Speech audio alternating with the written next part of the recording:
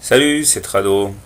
Voilà mon commentaire pour le lundi 21 décembre pour l'or. Bon, bah écoutez, c'est pas mal, hein.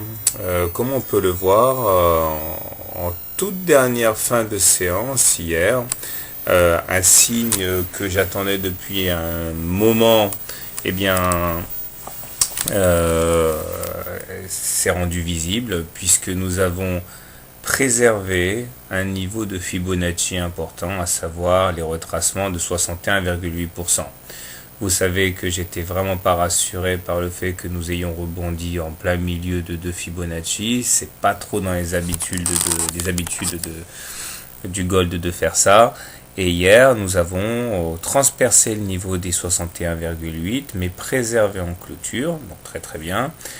Et aujourd'hui, j'ai tendance à dire que c'est le même scénario qui s'est mis en place, un transpercement du niveau, mais une préservation des 61,8 en clôture, même bien au-delà, puisque nous affichons une hausse assez intéressante aujourd'hui.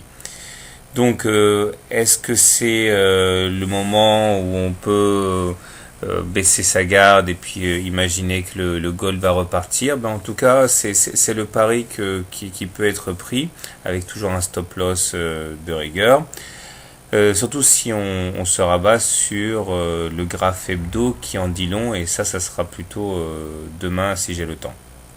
Alors, si ce scénario est établi, on peut donc toujours envisager que nous soyons à l'intérieur d'un vaste biseau descendant à application haussière.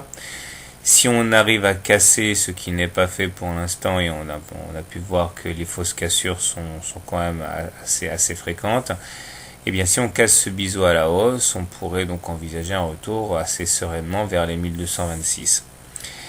Les indicateurs techniques à présent, ils sont malheureusement toujours dégradés. Le stochastique s'empêtre dans sa zone de survente. Le momentum croît mais reste résolument négatif. Tandis que le MACD n'a même pas réagi aux bonnes nouvelles et reste décroissant et sous son signal. Et négatif en plus. La M7 et la M20 sont au-dessus des cours, donc ils le capent, donc ça va être autant de résistance à la hausse, il faut en tenir compte. La seule bonne nouvelle, a priori, c'est cette belle réaction sur la 61,8% de Fibonacci. Alors, pardon, comment trader le gold? Bon, si vous êtes plutôt long, je pense que ce qu'il faut faire, c'est reproduire ce qui était déjà faisable aujourd'hui, à savoir acheter avec un stop loss en cas de clôture sous les 61,8% de Fibonacci.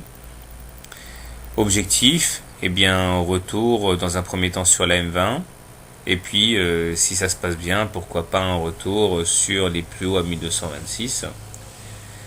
Si par contre on envisage de shorter le gold, ce qui fait sens au regard du contexte technique très dégradé, je pense que le mieux à faire est de shorter la M7, de mettre un stop loss en cas de clôture au-dessus de la M7 et viser un retour sur le bas du biseau, voire le support à 1095.